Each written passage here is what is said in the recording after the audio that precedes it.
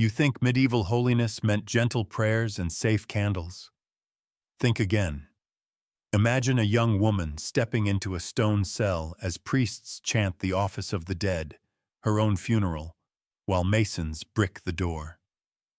This wasn't myth. Julian of Norwich lived enclosed with only narrow windows. At Cher, Christine Carpenter was threatened with excommunication when she fled. By the end, you'll smell wet mortar, hear iron trowels, and feel the walls closing. This isn't piety in lace. It's a pact with stone, ready to meet the women buried alive for God right now, but let's plunge into the twisted truth. The funeral comes first. Before an anchoress ever breathed her new life, the church staged her death. Picture the scene. The bishop presides, candles sputter, and the office of the dead is sung as if over a corpse. She steps into a cell, sometimes over a symbolic grave, and the doorway is sealed with stone. From that moment, she is legally alive, but socially dead, counted as a living saint who has left the world. The shock isn't blood. It's liturgy and masonry turning a woman into a relic while she can still hear the choir. Here's the twist. This rite wasn't rumor. Sources describe an enclosure ceremony that mirrored a funeral, and Norwich tradition is blunt. Julian's seclusion included funeral psalms, then the wall. Communities called it holy. Families cried. Masons got paid. But the real horror was still to come. Once the stones cooled, there was no door handle, no key, no casual visit home. Today we'd call that irreversible confinement. Back then, it was piety with a construction crew, and the town cheered because a living tomb meant a permanent prayer machine beside their altar.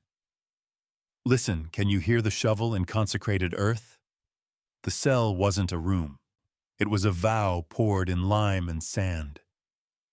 The cell is smaller than your bathroom. Think roughly 100 square feet, rough stone sweating in winter, air like damp linen. 3 openings pierce the wall like wounds. One faces the altar, a hagioscope, so she can watch Mass and receive communion. A second opens to the street for counsel, alms, and the constant drip of village gossip. A third, an even smaller wicket, lets a servant pass bread, water, and remove waste. Some anchor holds had a latrine or a scrap of garden, but many did not. Body waste? A chamber pot, emptied through that wicket. Odor? Permanent. And yes, there was sometimes company. The only animal Ancrene Wisse permits is a cat, mouser, and confidant in one purring breath. But here's the twist. Those windows weren't escape hatches. They were leashes. You can see, speak, and serve, but never step outside. Today we'd call that a life behind glass, like being an influencer trapped in a storefront. Back then, it was a human reliquary running on bread, water, and prayer, and the town lined up at the grill. The cell creaks with each season. Frost blooms on the sill. Summer flies thrum against the mesh. Wax smoke stains the arch. She learns every footstep as sound. Boots of the reeve, the clatter of the miller's wife, the whisper of penitence. Because for her, the world exists only in echoes. Prayer isn't a feeling here. It's a schedule that grinds bone. An anchoress keeps the hours like iron bells. Matins, lauds, prime, terce, sext, none, vespers, compline, then more prayers besides. The Ancrene Wisse alone stacks roughly 4 hours of set devotions each day, before you add Mass through the window, private petitions, and whispered psalms for anyone who knocks. Food is fuel, not comfort. Bread goes stale on purpose, fasting cuts deep, and a hair shirt rubs the ribs raw. Hands mend altar cloths or copy scraps of scripture by candle nubs until the wax burns skin. Here's the twist. This isn't retreat. It's labor. The anchor hold is less spa, more factory, producing intercession for the living and the dead hour by hour. Today we'd call that emotional outsourcing. Send your guilt to the cell, get prayers in return. But the real weight is physical. Cold attacks joints, smoke gnaws lungs, years of kneeling raise hard calluses like prayer stones under the skin. And when the village sleeps, the little window glows, one square of stubborn light, because somebody chose to stay awake with Gyumhu. Dawn hits as a line of gold on the dust. Midnight falls like wet wool. Her voice dries to a rasp from psalm after psalm until silence is a mercy. The cat curls on her cloak. The bell at the grill ticks like a heartbeat. Another soul, another story, another decade of the rosary paid out into the dark. The town didn't wall her up to forget her. They did it because she was useful. A permanent penitent humming with prayer at the church wall turns a village into a spiritual fortress. Patrons endow bread. Merchants send wood. Busy sinners drop coins into a slit and ask for names to be remembered at dawn. Ona Ho. Warren tracked the money and the motives. Anchorites had patrons and networks, and women often outnumbered men in these cells by wide margins, especially in England. A holy woman became the village's lightning rod for guilt and hope. Here's the twist. This wasn't just charity, it was investment. A community kept an anchoress alive so she could keep them alive, in reputation, in protection, in the imagination of God. Today, we'd call it a spiritual subscription model. You support the channel. She keeps the content flowing. Prayers for plague years, harvest failures, and treason scares. And it worked. The anchor hold sat where fear was thickest, by the cemetery and the altar, a place people crossed themselves when they hurried past, and a place they returned when the fever broke.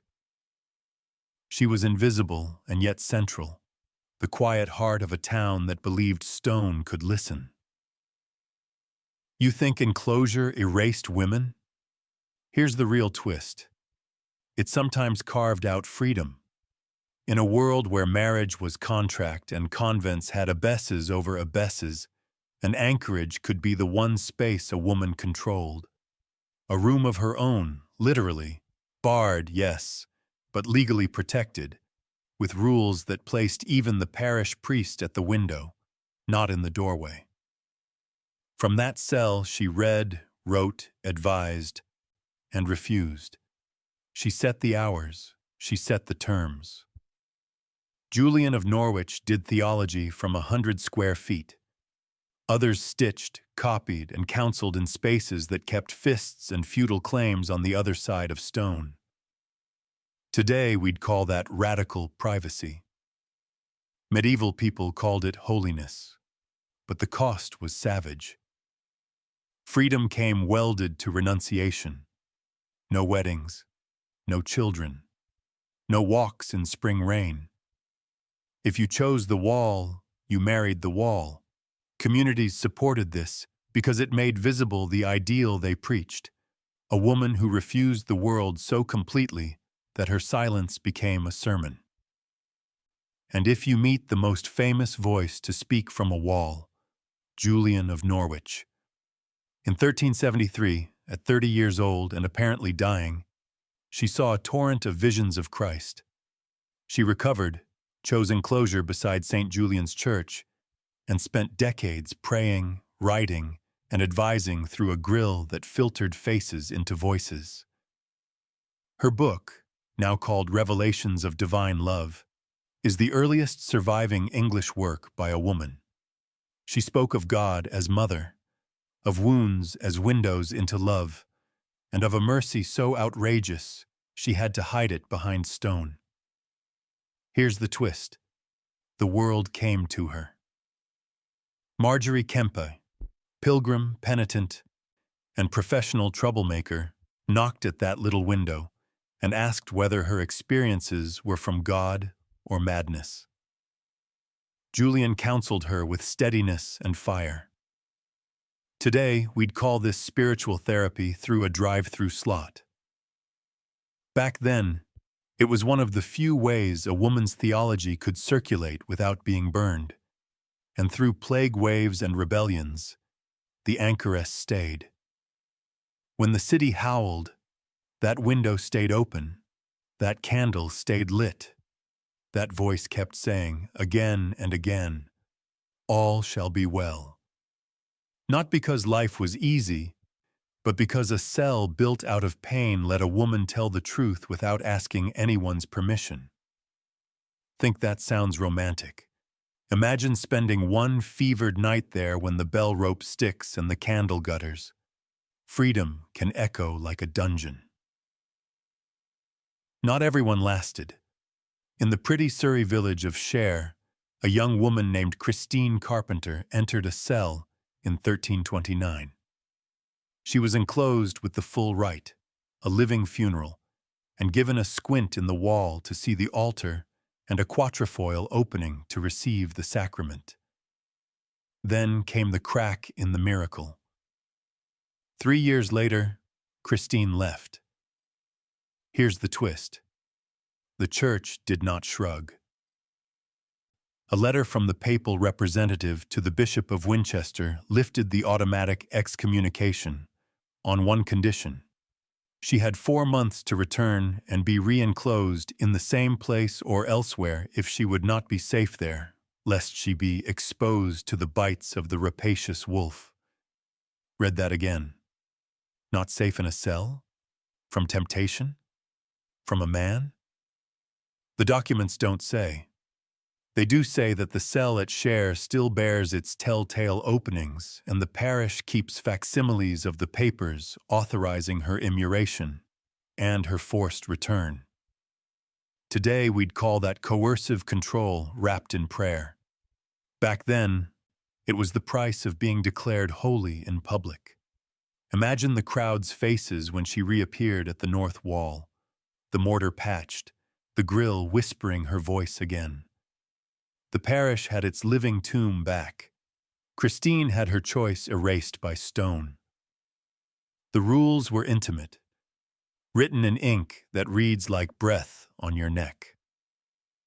Aelred of Rievaulx wrote De Institutione Inclusarum as advice to his own sister, telling her how to live and how to guard the threshold, what to read, whom to trust, and when to open the wicket.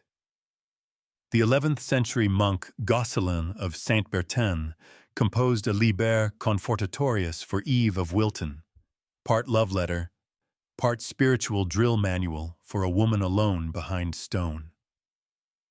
Later, Richard Rolle wrote The Form of Living for the anchoress Margaret Kirkby, mapping a burning interior life to the fixed coordinates of a cell. Here's the twist. These texts were less about escape from the body than about training it. When to kneel, when to fast, how to use words as walls and silence as a blade. Today, we'd buy a self-help book. Back then, a woman got a guide written by a monk who knew that neighbors would tap her window at midnight, and temptation would speak her name through the grill. These were not abstract treatises. They were survival kits for a lifetime sentence chosen in the name of love. The most famous handbook, the Ancrene Vitae, began as counsel for 3 sisters in 13th century England and spread like a whispered rule to cells across the land. It told them to keep their bodies close, their voices low, and their eyes on the crucifix in the darkness. The grill is not a screen. It's a stage. People arrive in crisis. Lovers, thieves, aldermen, midwives with blood on their aprons, and they speak into darkness. Aelred's rule even advises an older woman as doorkeeper and a young maid for work inside. Because the line between counsel and intrusion can snap fast. Through that single opening, a recluse can calm a riot, end a feud, or bless a dying child's last hour. Here's the twist. The anchoress has power precisely because she has no power. She cannot leave to plot or scheme. She cannot be bribed with land. She can promise only prayer. Today, we'd call that radical neutrality, the one neighbor who cannot take sides. But the town demands performances. They want tears at their funerals, chastisements for their lusts, answers for their nightmares. Night after night, the woman in the wall becomes a mirror, shifting her voice to match the grief before her so the gossip outside doesn't crush what's holy inside. Boots stamp, coins clink. Names are whispered into her keeping like contraband. She cannot see their faces well, only the shine of eyes, so she listens for truth in breath and silence. At dawn, she sends the answers she can give, psalms and counsel, back through the grill like medicine measured by drops. Holiness has a smell. Close your eyes and breathe it. Wax smoke, stale bread, damp wool, the sharp metal tang of a tiny brazier, and the sour undertow of a chamber pot. Medieval advice books talk about prayer. They don't dwell on waste. But bodies do what bodies do. In many cells, the pot went out the wicket. In others, a narrow chute led down to a pit. Either way, she lived inches from it. Cold bit deep, lungs ached from smoke. Infection crept in under fingernails split by winter. Here's the twist. When plague burned through the city, the woman in the wall could not flee with the rich. She stayed. Today we'd call that a high-risk workplace with no hazard pay. And still they lined up at the window, bringing fever-hot hands to the grill and crying for prayer. Some anchoresses died slowly in their cells, their breath growing thinner season by season. The cat's purr, the last sound before Compline. When the bell stopped, the door was opened, not for air but for a beer. Imagine your studio apartment, then brick the door, cut the heat, and remove the bathroom. That's the baseline. And yet, to their neighbors, that suffering was currency, pain spent on behalf of the town. They believed it changed things, like weather and fate. The anchor hold made private misery into public hope. This wasn't a fringe oddity. It was a movement. Written evidence counts hundreds of anchorites across England between 1100 and 1539, women outnumbering men, sometimes by 4-to-1 in the boom years of the 13th century. Anchor holds dotted market towns and crossroads, a human archipelago inside parish walls. Here's the twist. The end came not with scandal, but with policy. When Henry VIII dismantled monasteries in the 1530s, the same tide ripped loose the little cells. Some recluses were pensioned and pushed out. Others simply vanished from records as if the wall swallowed their names. Today, we'd call it a culture shift delivered by decree, a government update that deleted a way of life. But the memory of those windows persisted, laced into place names, parish legends, and stones that still show a sealed squint if you catch the light just right. Stand in such a church at noon, and you can feel the cold seam where a voice once lived, a line of mortar running like a healed scar. In some places, the architecture remains. At Chesterle Street in County Durham, at Hartlip in Kent, and in quiet corners elsewhere, the stones still remember. The statistics are dry, the walls are not. They sweat in winter and whisper names if you press your ear against them. In crisis, the window became an oracle. When rebellion boiled or pestilence stalked the lanes, people did not storm the cell. They asked it questions. Should we move the market? Should we dig a new well? Should I marry him? Will my child live? The answer was never magic. It was the same thing every day: prayer, scripture, pattern, and the hard, loyal presence of a woman who could not run away. Here's the twist. In a world of moving powers, kings, sheriffs, mercenaries, the anchor hold's power was that it could not move. That stability felt like truth.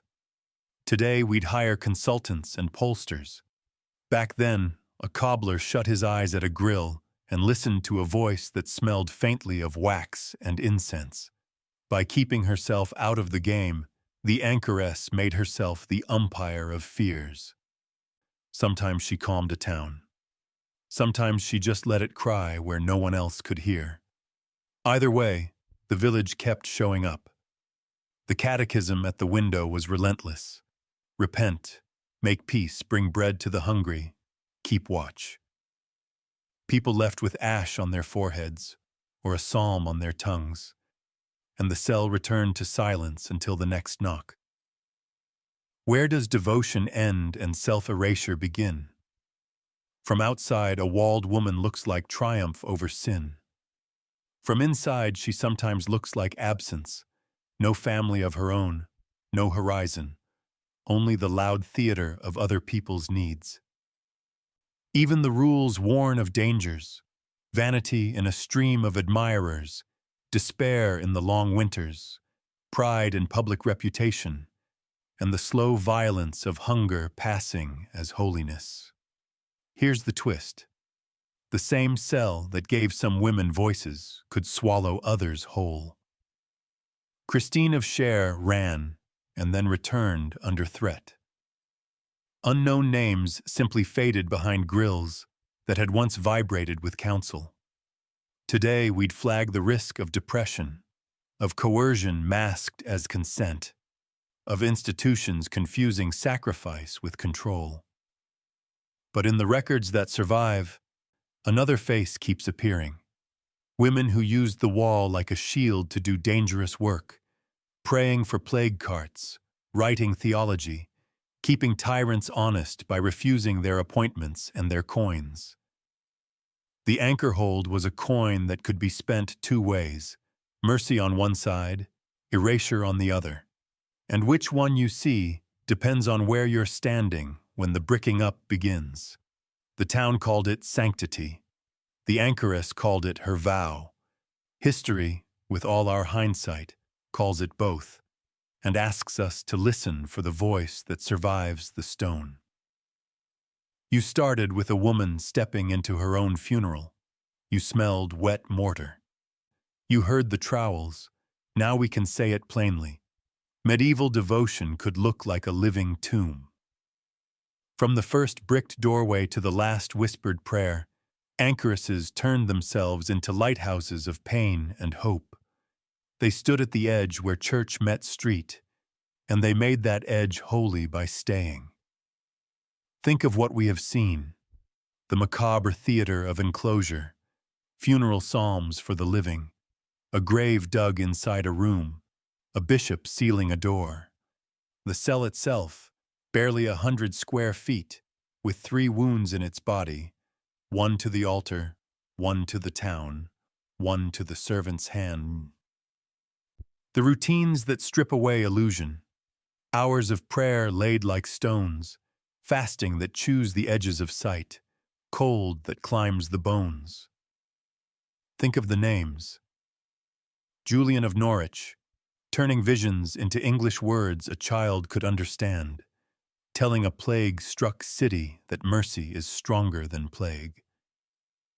Christine Carpenter, stepping out and then stepping back under threat, the paperwork of grace hard as iron.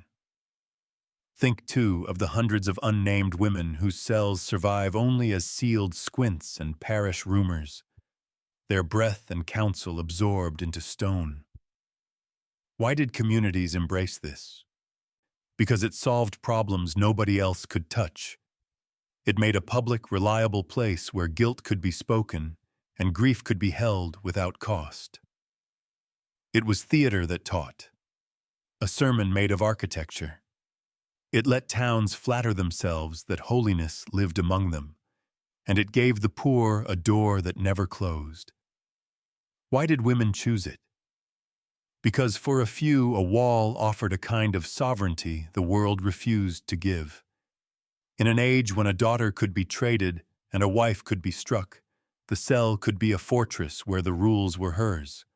Who to admit, what to say, when to pray. The window was not a window only to the world. It was a platform, a pulpit, and a desk. But the price was brutal. Freedom was paid for with solitude. Authority was bought with hunger. Fame came tethered to a vow that you would never again feel rain on your face. And sometimes the wall won. A face that once shone in counsel dulled to silence. A hand that had blessed grew too thin to lift. Here's the real twist. When you stare long enough at an anchor hold, you stop seeing a curiosity and start seeing a mirror.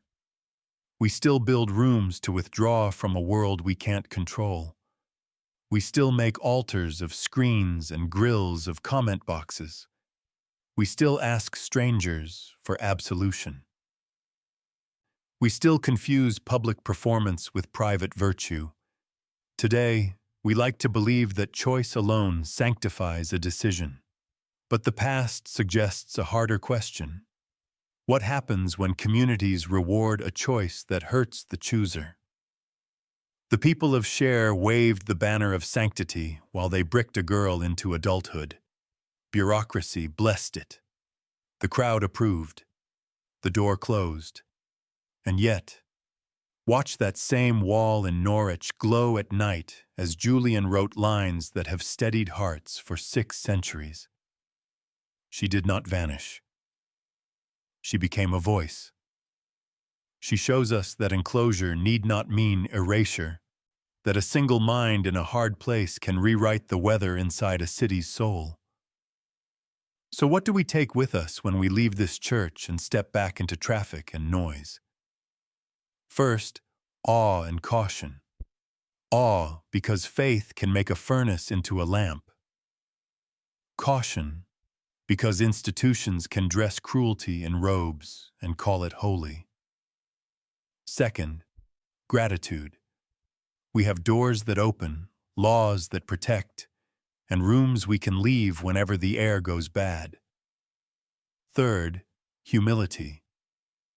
If you or I had been born in 1329, the safest life available to a clever, devout girl might have been a hole in a wall. From funeral hymns sung for the living to cats permitted as the only companions. From chamber pots emptied through a wicket to letters that ordered a woman back into her tomb under threat of damnation. From statistics that chart hundreds of cells to one shining book written in a room the size of a pantry. This is the human architecture of medieval holiness.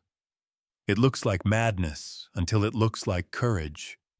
It looks like cruelty until it looks like survival. It looks like a prison until a voice speaks through the grill and you realize the prison keeps the world out as much as it keeps her in. Here's my question for you. What custom do we cherish now that will someday look like bricking someone we love into a perfect windowed cell? Comment the part that shocked you the most. Subscribe for more brutally honest history. Like if you're glad you weren't born in the Dark Ages. And before we close, listen once more for the trowel, the chant, the last echo as the door becomes a wall. By the time the mortar cures, a woman is praying inside, and a town is learning how to live with its own reflection.